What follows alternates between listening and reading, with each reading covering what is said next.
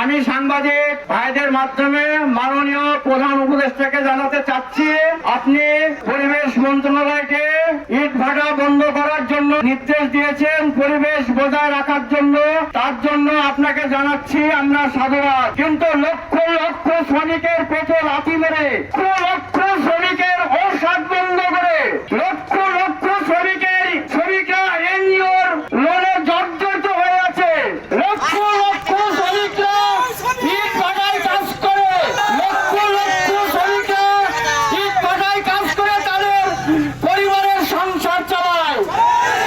লক্ষ লক্ষ শ্রমিকদের আপনি কাজ বন্ধ করে দিতে পারেন না, পারেন না, পারেন না। যে সমস্ত ইট ভাটাগুলো পরিবেশ দূষিত করছে, সেই সমস্ত ইট ভাটাদের 5 বছর সময় দেন। 5 বছরের মধ্যে তারা ওই ইট ভাটা স্থানান্তর করবে। একটা ইট ভাটা তৈরি করতে হলে 10 কোটি টাকা খরচ হয়। একটা ইট ভাটা আপনি হঠাৎ করে বন্ধ করে দিতে পারেন না।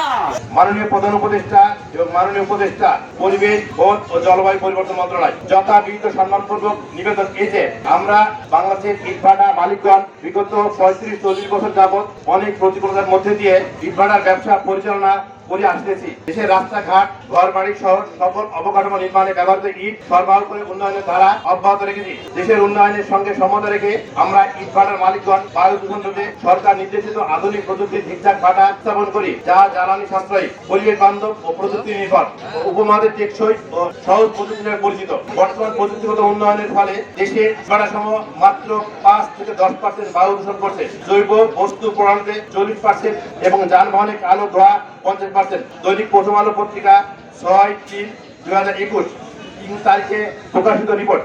ঢাকা বিশ্ববিদ্যালয়ের রসায়ন বিভাগ জরিপ। পূর্বে ইট ভাটা দূষণ ছিল 58%। বিদ্যমান জিগজ্যাগ ভাটায় আরো আধুনিক উন্নত প্রযুক্তি ব্যবহার করে পরিবেশ দূষণ কমিয়ে আনা সম্ভব হবে। এই শিল্পে প্রায় 50 লক্ষ শ্রমিক কর্মরত আছে। 50 লক্ষ পরিবার তথা 2 কোটি মানুষের রুটি রোজির অবস্থা আমরাই করছি। ইট ভাটা বন্ধ হয়ে গেলে এই লোকগুলো বেকার হয়ে পড়বে।